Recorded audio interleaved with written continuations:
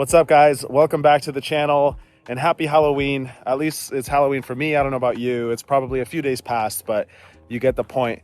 I'm at a friend's house for a Halloween party. I'm a bit early and it's a beautiful day, so I figured why not take a walk and chat with you guys really quick about this vlog you're watching right now.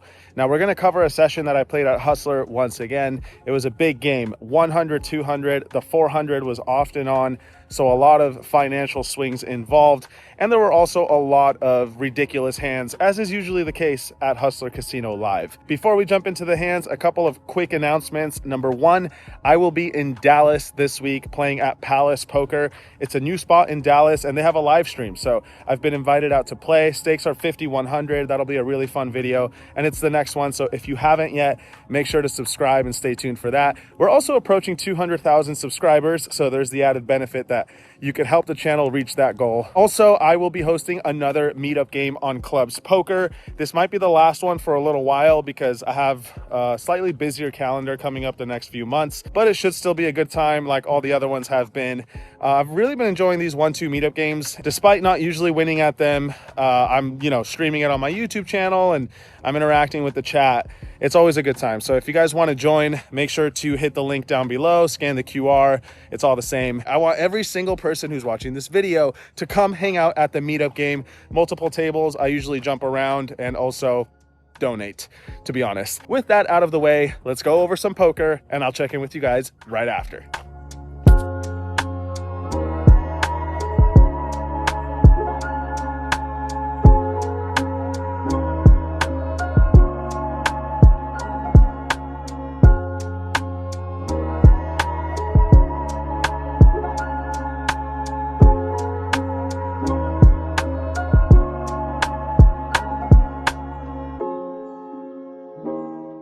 All right, everyone, here we go. Playing 100, 200 at Hustler. A lot of hands to talk about today, so I'll be a bit more fast-paced than usual. Let's go. In the first one, I look down at King Jack suited on the button. I raise it up to 500. Big Mike calls in the small blind, and then Dimitri in the big blind bumps it up to 3,500. I've got a beautiful hand on the button, so I stick around, as does Big Mike. So three of us still as we go to a flop of ace, 9, 8 with 2 hearts, including the ace of hearts, which means I've got the nut flush draw. A hell of a board for me. Big Mike checks. Dimitri continues with another bet. And even though raising here would be more than okay, I decide to call in hopes of maybe keeping Big Mike in the hand with a pair or a draw, maybe a smaller flush draw if we're lucky. So I just call and Big Mike sticks around too. Turn card is beautiful. The Queen of Hearts giving me the nuts. Big Mike checks again. Now Dimitri checks and it's time to bet my hand. But for whatever reason, maybe it's because the game had just started and I wasn't fully warmed up yet or whatever, I decide to check it back thinking that it's going to look super sneaky. And while that may be true, I don't think that means it's good. I probably should just bet here, especially with Jack 10 getting there and a lot of top pairs likely not folding at this point. But anyway, I check it back. River card's the 4 of clubs, completely safe, and I still have the best possible hand. Big Mike checks it a third time, and now Dimitri bets 7,000. Of course, now it's time to raise and try to make up for that bad check on the turn. I make it $27,000 to go. Big Mike folds, Dimitri does not, and once he flips over his cards, I'm definitely kicking myself for checking back the turn. This could have been a bigger pot, but at least we do win quite a significant one to start the night. In the next one, there's a couple of limps before I look down at Ace Jack suited. I bump it up to 1,000, Big Mike calls on my left, and now Steve, the first limper, comes in for the limp re-raise to $8,000, a pretty big raise after he initially just limped, and traditionally limp re-raises, especially from guys like Steve who don't get out of line too much, they're going to be scary. So when it gets back around to me, I don't think I want to put in another raise. At the same time, I have a really nice hand in position, so I decide to just call and see what happens. Big Mike does not make the call, so we go heads up to a board of Jack 10, 5 with 1 heart. Top pair, top kicker generally would be a good thing, but so far Steve has played his hand like a big pocket pair, or possibly ace king. So this top pair might get me in some trouble. Steve continues betting 10,000 bucks this time. I of course make the call. Can't be folding just yet since we are beating some bluffs. Turn card is not great. It's the 7 of diamonds, so now flushes get there. I'm not too worried about him having flush draws on the flop, but I just think it's going to make it harder for us to get value if we do have the best hand. And it feels like it won't even come to that because he now shoves all in for 30,000, nearly the size of the pot. And this puts me in a really weird situation because despite having top pair, is he really pretending that he has a worse hand? Not really. He's telling the story that he's got something like pocket queens, kings, or aces. I guess he might be bluffing with, you know, an ace high with the ace of diamonds, maybe ace king with the king of diamonds. Stuff like that is possible, but against all those hands as a collective, we're not going to be in great shape.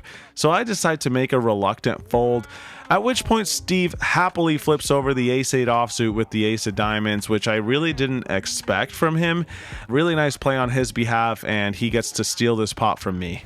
A few rounds later, this one comes up where Steve limps in again, Nick also limps in again, and I raise it to 1,000, just like the last hand. This time I've got ace-queen offsuit instead.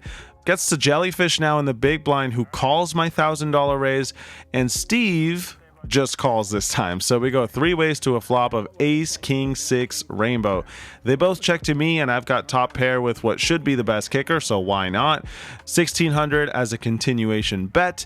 Jellyfish makes the call, and then Steve gets out of the way with top pair after just a single bet and a call on the flop. That is quite the tight fold. This time it's correct, and it seems he's playing perfect against me, but I think this shows a little bit what I was thinking the previous hand, which is generally, I think Steve is pretty snug. Maybe I'm wrong about that, but anyways, heads up to a turn card, which is the 8 of hearts. Jellyfish checks it again, and I should still have a very strong hand. For that reason, I'm just going to keep betting. This time I size up to $6,000, trying to set up an all-in on the river. But Jellyfish does that for me and check raises right now for nearly 30K. That's all of his stack, and I happily make the call. If he somehow has my exact hand beat, good for him, but you're gonna have to show me, man. We run it just once. It's the 10 of spades on the end. He doesn't seem too pleased, so I just turn it over and he says that's good. $62,000 pot headed our way. It seems like it's going to be one of those sessions where it comes and goes. Hopefully things end up on the right side. Moving on to hand number 4. In this one we have a straddle on for 400. 3 limpers before I look down at Jack 10 offsuit. I'm on the button and decide to spring into action with a raise to 3,000. This is obviously just a bluff. Raising Jack 10 off over 3 limpers is not the best idea, but I'm trying to get active and take advantage of the fact that I have position. Martin makes the call from the straddle, Steve also makes the call, and Jeff comes along as well. So 4 of us going to a flop of 7-4-3 with all hearts. Martin leads out on this board for 5K. Steve's out of there. Jeff is out of there too with the queen of hearts, which is interesting, but I decide to make the call not because I'm looking for a heart necessarily, though I certainly would have mind since I've got the 10 of hearts, but mainly because I don't think Martin's lead is going to be super strong, and I have plans of potentially stealing this pot later on. Turn card is the king of spades. Martin now checks, and this is about as good as it gets in terms of bluff opportunities. I could have flopped a flush. I could have over pairs that contain a heart. I would sometimes have top pair at this point. Let's say I had ace king or king queen with a heart.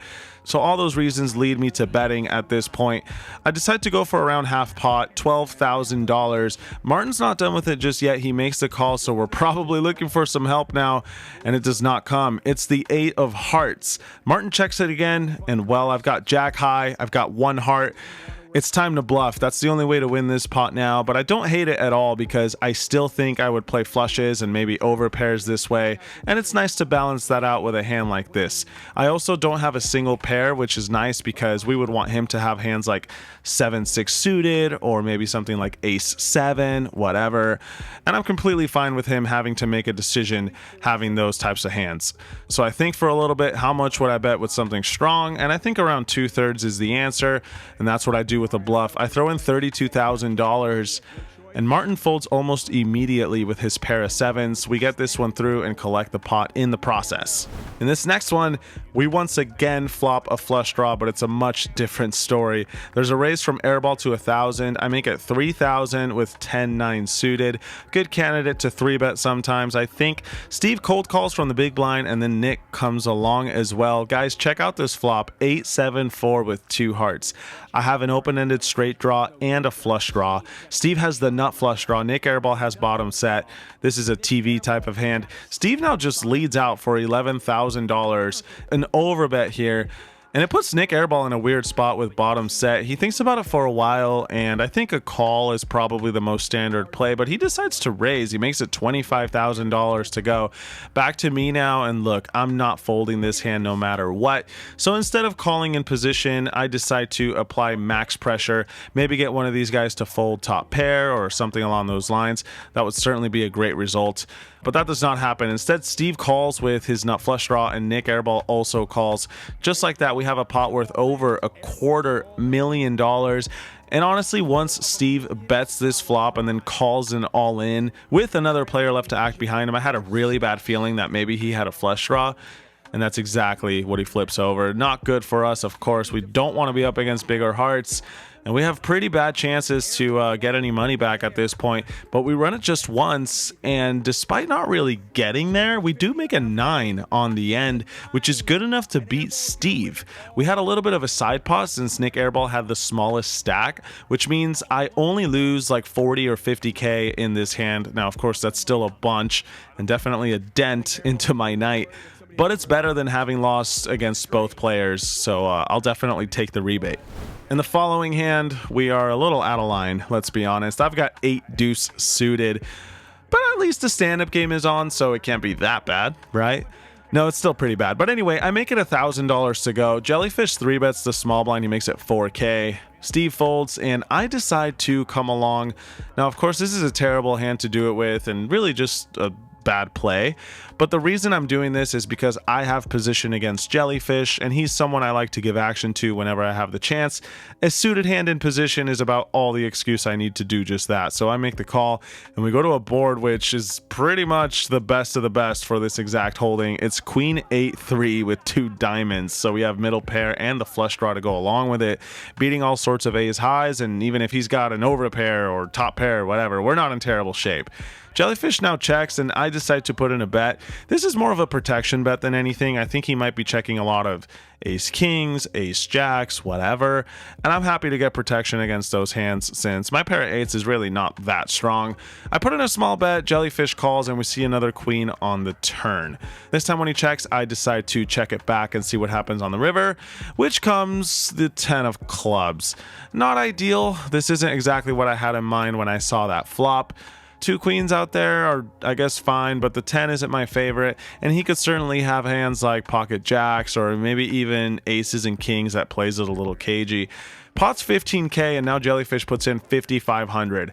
A very annoying spot for me because on one hand, we're getting a very good price and don't have to be right too often, but also a bad situation because what are the chances this guy is bluffing with this exact play? I don't know. It feels more likely like he's trying to get some value with a pair. And all pairs beat me, right? He's not betting sevens for value, so it's probably at least pocket nines, if not better. In fact, it's exactly pocket nines, but I'm happy to say that I dug deep and I found a fold. This is rather unlike me, especially when facing such a good wager like this. It's so tiny. I mean, we only have to be right like 1 out of 28,000 times, but I do let it go this time and save 5,500 in the process. Don't play 8 deuce suited, guys. It's tough to win. In the next hand, the $400 straddle is on. Martin limps in, and I raise it up to 2,000 in the big blind with pocket sevens when it gets to me. But then Martin decides that's not enough and raises in position to 10,000. A pretty big re-raise, but since we're both sitting relatively deep, I decide to make the call and see if we could hit a 7. So we have 20,000 and change in the middle as we go to a board of 7-3 deuce. You guys, that's top set in a re-raised pot against an aggressive player. Doesn't get much better than that. I check and Martin checks it back. Not exactly what I had in mind, but that's okay because we can still bet our hand on the turn, which is exactly what I'm going to do here. It comes to 6 of hearts. I assemble a wager of $13,000, around 2/3. Martin makes the call with ace high, not believing what I'm selling. River card is the 4 of clubs. Any 5 now makes a straight, but I think it's unlikely he'll ever have a 5. And the beautiful part of this exact spot is that I would have so many bluffs. Jack 10 suited, 10-9 suited. You guys get the idea. I don't have to list them all. There's just so many hands I would call a re-raise with pre-flop that completely miss and see no solution other than starting to bluff the turn and now bluff this river. And I think Martin knows that. So with those thoughts in mind, I throw out a bet, and a healthy one at that, of $46,000. That's right, a pot-sized bet, putting Martin in a tough spot with ace high. This is, of course, what I would do if I was bluffing, but the nice thing here is that I am not bluffing. I've got top set. Let's see if we can get some money out of Martin. The answer is yes. He keeps me very honest, looking me up with ace 10 of clubs. A hero call from him, but it does not work out this time as I've got it, and we win a 6-figure pot against a very popular poker player. Not too shabby. In the next one, I've got pocket 7s yet again, but this time it's going to be a different story. There's a couple of limps. I raise it up to 2,000. Get called by Jellyfish and Steve. We go 3 ways to a board of Jack 8-3. With the flush draw out there. They check to me and I decide to bet small, mostly for protection in hopes that somehow I still have the best hand. 2,100 into the pot. Jellyfish makes the call, and then Steve also makes the call. So I think it's obvious we don't have the winner now. I'm probably going to shut it down. But then the turn comes to 10 of diamonds, and I think to myself, I could very easily have 9-7, and I've got removal to 9-7 as well. So why don't we take the chance to make a rather unorthodox bluff with these pocket 7s and try to target folds from a jack or an 8. Stuff like that might be in a tough spot if I'm betting the flop and then betting the turn again after both players call. I mean, I certainly wouldn't be loving it with a single pair. So I throw out $12,000, a pot-sized bet, and it gets the job done. Jellyfish folds an 8, which isn't exactly a miracle since it's a pretty weak hand, but it did have me in terrible shape. Since he's got 8-7, I essentially had very, very few outs to make the best hand, but he gets out of there. Steve folds his pocket deuces, which I actually do have beat.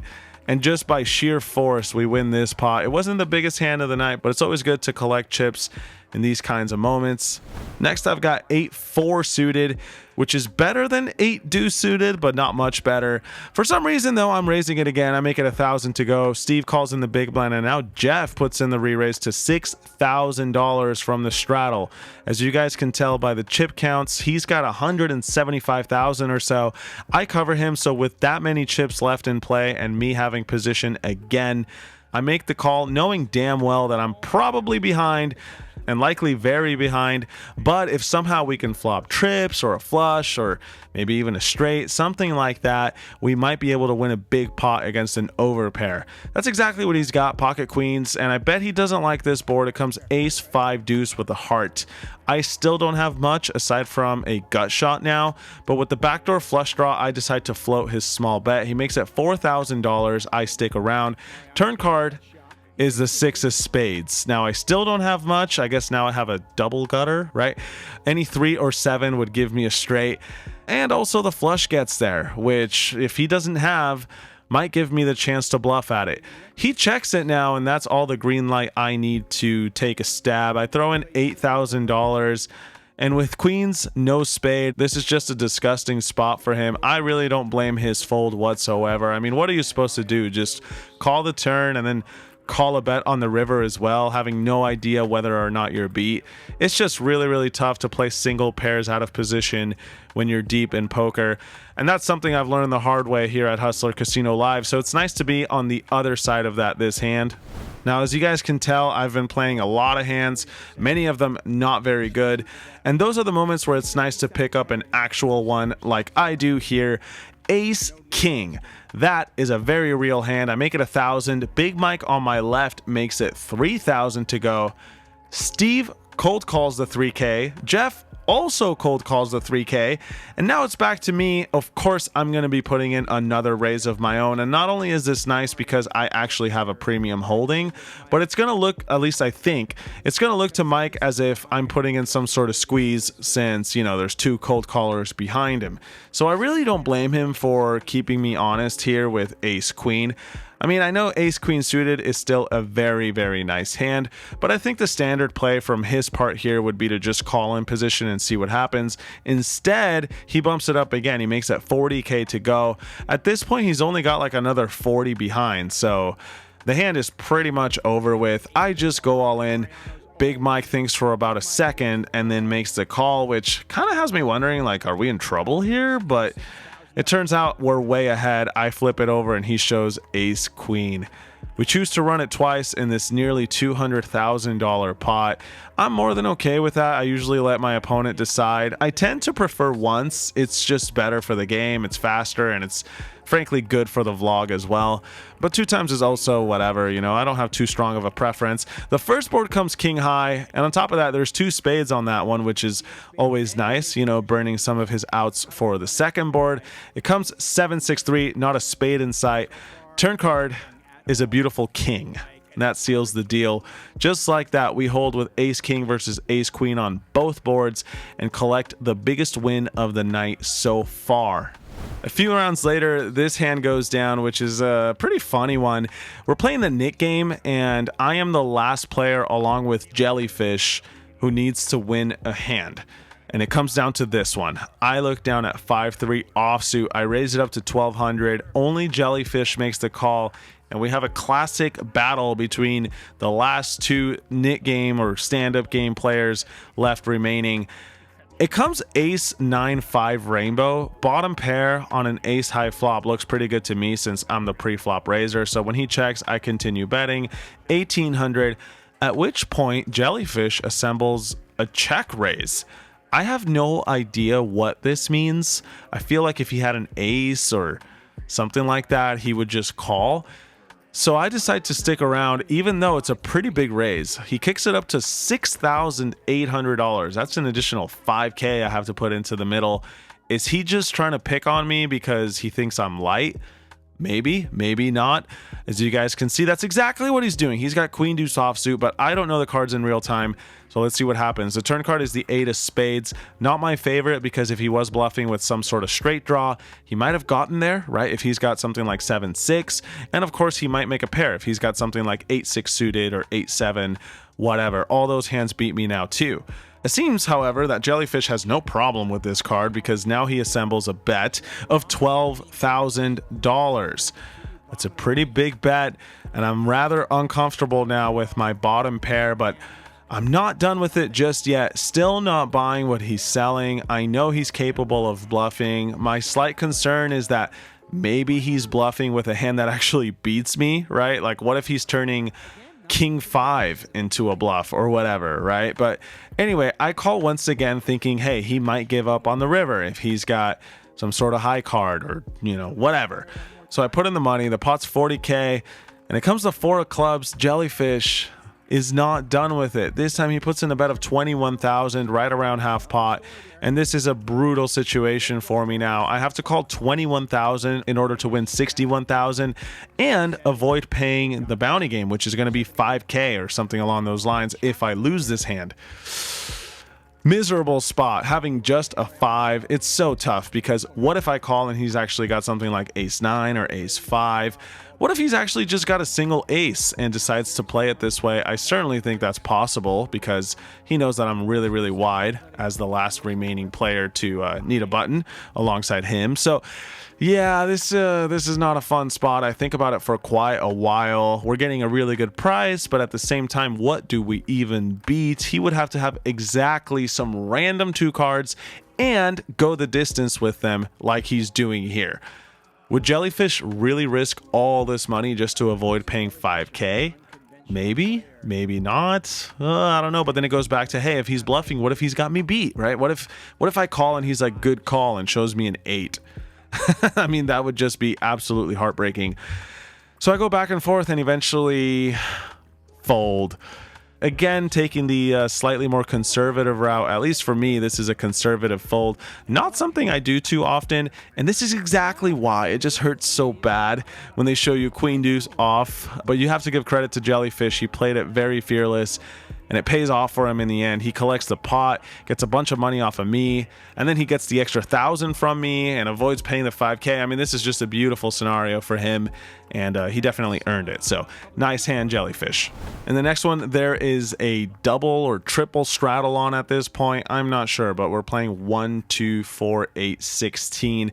Gets to me in one of the straddles, and I decide just to limp along with pocket deuces. Big Mike, however, does not limp. He raises it up with queen 8 offsuit. The guy's got heart, you gotta say that. Martin defends, and I, of course, am happy to make the call. Everyone has a lot of chips, and if I can hit a 2, we might be in for a nice payday. So I toss in the money, and we go to a board of chef's kiss, ace, ace, deuce. Just, you know, a full house right away. Not bad. I check. Big Mike continues for 11,000. Martin's out of there, but of course I am not out of there. I make the call with my full house, slow playing a little bit, hoping of course that Big Mike has an ace, but if he doesn't, I want to give him the chance to keep bluffing or maybe improve to a king or a queen. Turn card is the 4 of hearts. I check it again, and now Mike bets once more. $35,000 to go. Now, I think Big Mike might give up, at least sometimes, after he gets called on the flop. So the fact that he's continuing to put chips in the middle has me thinking that he's got an ace, or maybe even a hand like kings or queens that's trying to get some thin value. So I decide to just go with it. He's only got 113K left. If I call, he's going to have less than pot behind. So I send it all in there. Worth noting, I might do this with some flush draws or combo draws as well. But looking back, this was obviously a mistake because Big Mike has queen 8 off.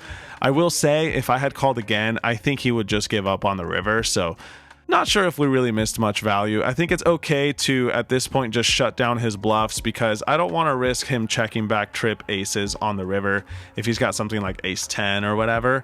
So I think this play is fine, but of course would have been better if he actually had something to call with.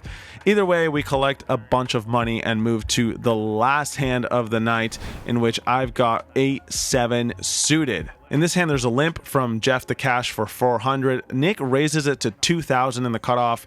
And looking down at this hand on the button, it's very playable. It's a suited connector. It's completely fine to just flat and see what happens since we have position. So that's what I do. Jeff the Cash comes along as well.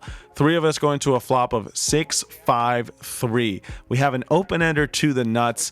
Well, I guess if it's a diamond, that wouldn't give us the nuts, but we have the best possible straight draw, I guess. Jeff checks, Nick airball checks, and I toss in some money. $3,000. I could have sets, 2 pairs, all sorts of stuff, so why not start bluffing now? Jeff is out of there, but Nick is not done with it just yet. He's got the ace of diamonds and an overcard, so he makes the call, and we go to the 9 of spades on the turn, giving me the stone cold nuts with a bunch of different draws out there. 2 spades, 2 diamonds as well. Nick airball checks. I'm just going to keep betting since I have a good hand.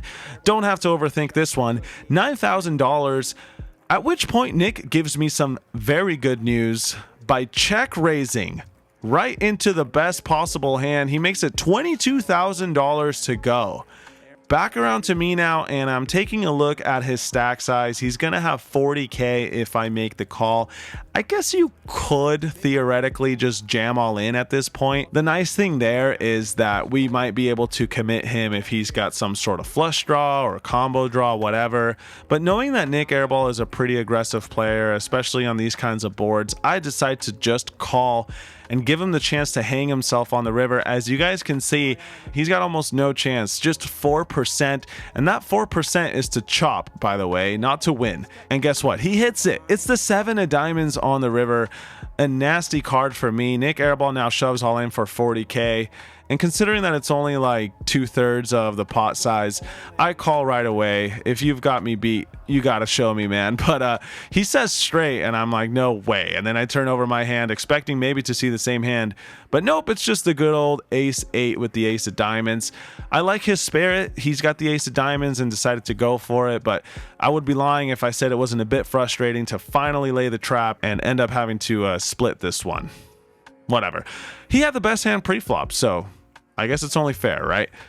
Anyway, that was the last interesting hand of this video. As always, I hope you all enjoyed, and stay tuned for some final thoughts before you go anywhere.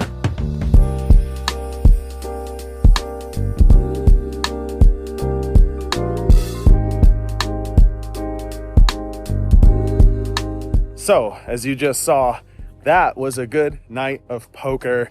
I'm quite happy with how it went. I'm also happy with the way I played, and most importantly, the way I ran. Very lucky to hold in a few critical hands like the ace king versus ace queen, and a few other spots that I guess could have been worse and didn't end up hurting that bad. So overall, a very, very good night. I was in for somewhere around 300,000 on this particular evening and cashed out for a profit of 157 or 59, 150 something thousand dollars, which is an amazing result. Of course, it's not every day you can say that you made six figures playing a card game. And with that, we are at an all-time high for this year's poker results. It's been an amazing year so far, and hopefully the remaining 2 months are not much different. Anyway, that's a wrap for today, y'all. Don't forget about the meetup game coming up on clubs. Stakes are a little bit smaller than you just watched today, but it's still gonna be a good time. With that said, thank you guys for tuning in. If you liked the video or subscribed or left a comment, I really appreciate it. And I will see you all very soon. Until then, good luck at your local tables. Peace.